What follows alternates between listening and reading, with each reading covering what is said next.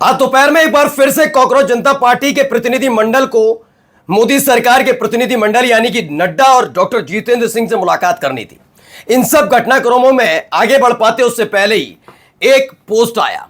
Post में 2 letter थे। दोनों लेटरों में बहुत बड़ी बड़ी बातें लिखी गई थी और उनके साथ लिखा गया था, नमस्ते, चलता हूं दोस्तों। जी हां, ये किसी और ने नहीं बल्कि धर्मेंद्र प्रधान ने कहा। आखिरकार इतने लंबे संघर्ष के बाद धर्मेंद्र प्रधान का इस्तीफा हुआ। ये पहले भी हो सकता था, लेकिन बड़ी बुरी तरह से अपनी फजीहत कराने के बाद, ये बस सोचिए, धर्मेंद्र प्रधान ही, मोदी सरकार ने अपनी फजीहत कराने के बाद ये किया। लेकिन सवाल उठता है कि आखिरकार ये कदम अब जाकर क्यों उठाना पड़ा। कॉकरोच जनता पार्टी के प्रतिनिधि मंडल से मुलाकात से ठीक पहले आखिरकार ये धर्मेंद्र प्रधान का इस्तीफा क्यों आया। और सुनिए, खास बात इसमें यह नहीं है कि यह खबर किसी मीडिया ने दी, यह खबर केंद्र सरकार की तरफ से प्रवक्ता ने दी, मोदी जी आते हैं रात को 8 बजे, अब तो 12 बजे आने लगे आजकल, उन्होंने दी, नहीं, खुद धर्मेंद्र प्रधान ने आगे आकर दी।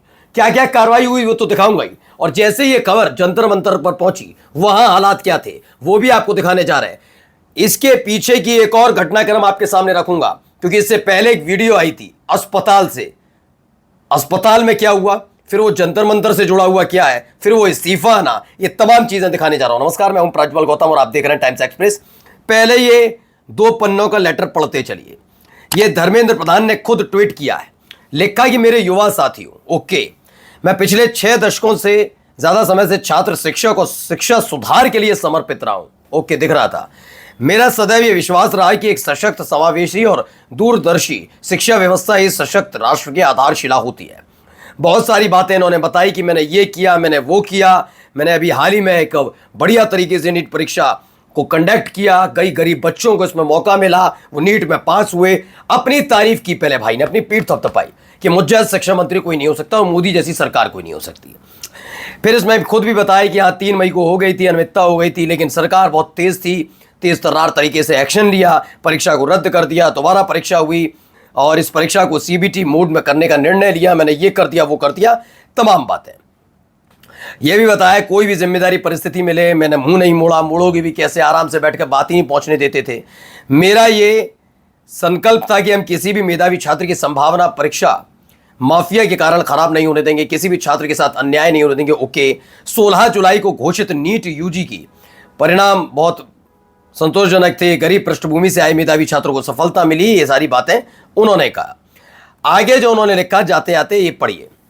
पिछले 10 दिनों का घटनाक्रम देखकर मेरा मन दुखी है। 10 दिन तक इंतजार, कहते हैं 10 में 10 नहीं है, 1.25 महीने से ऊपर हो चुका है। ये मेरे लिए व्यक्तिगत प्रतिष्ठा का विषय नहीं है। ओके, भारत की युवा शक्ति देश की असली शक्ति है। देश की युवा शक्ति को भ्रम के कुचक्र में फंसने नहीं देंगे, यही मेरा संकल्प है।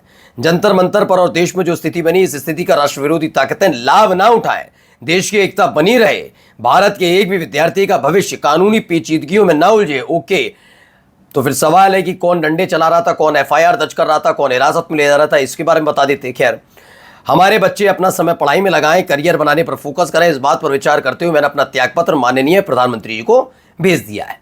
आपका अपना धर्मेंद्र प्रधान, किसका अपना ये तो जनता बताएगी बाद में आकर, लेकिन धर्मेंद्र प्रधान ने इस्तीफा दिया। इसके बाद क्या हालत है इस समय जरा यहां देखिए, यहां क्या किया जा रहा है, यहां जंतर मंतर पर ये देखिए।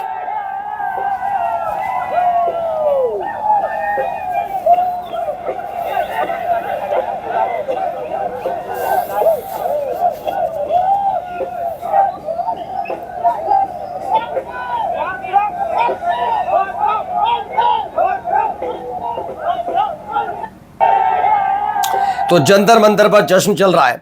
खबर है कि आखिरकार इस देश के छात्र जीत गए, धर्मेंद्र प्रधान का इस्तीफा हुआ, एनटीए के तमाम अफसर हटाए गए, शिक्षा सचिव बदले गए। लेकिन सवाल है कि एक दिन पहले जब कॉकरोच जनता पार्टी के प्रतिनिधि मंडल ने मुलाकात की थी, तो आखिरकार तब बात क्यों नहीं बन पाई थी। तब 2 मुद्दों पर बात बनी थी, ऐसी खबर थी। 3 थी इनकी शर्तें।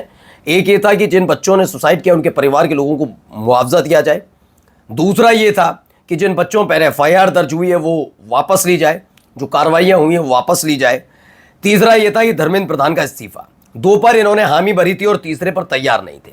इसके लिए, जबकि ये मांग तो लंबे समय से चल रही, फिर एक दिन का वक्त मांगा था। यानी आज कॉकरोच जनता पार्टी के प्रतिनिधि मंडल और जेपी नड्डा और साथ में उनके डॉक्टर जितेंद्र सिंह, उनकी मुलाकात होनी थी, लेकिन उस मुलाकात से पहले ही यह फैसला आ गया। अब इसके साथ का एक घटनाक्रम और आपको बताते हैं। दरअसल एक वीडियो निकलकर सामने आई। वीडियो में देखने को मिला कि सोनम वांगचुक जो अस्पताल में भर्ती थे, वो नाराज हो गए थे और वो जा रहे थे जब निकलकर, तो कुछ पुलिस वाले वहां खड़े थे अस्पताल के अंदर ही, जो गार्ड्स थे वो रोकने की कोशिश कर रहे थे। सोनम वांगचुक नाराज नजर आ रहे थे, कह रहे थे आप मुझे हिरासत में लेना चाहते हैं, आप हैरेस कर रहे हैं, तमाम बातें वो कहते हैं और गुस्से में तमतमाते हुए अस्पताल से निकले।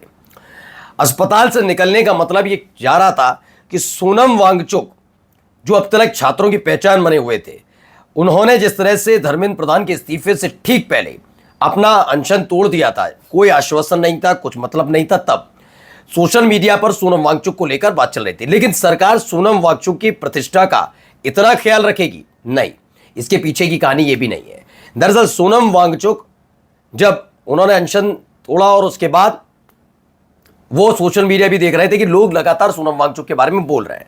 सरकार की मंशा थी कि सोनम वांगचुक जब अपना अनशन तोड़ देंगे तो उसमें से आधे से ज्यादा छात्र अपने अपने घर चले जाएंगे, फिर बचेंगे कुछ लोग, उन्हें उत्पाती और उन्मादी घोषित कर दिया जाएगा और आसानी से राह निकल आएगी।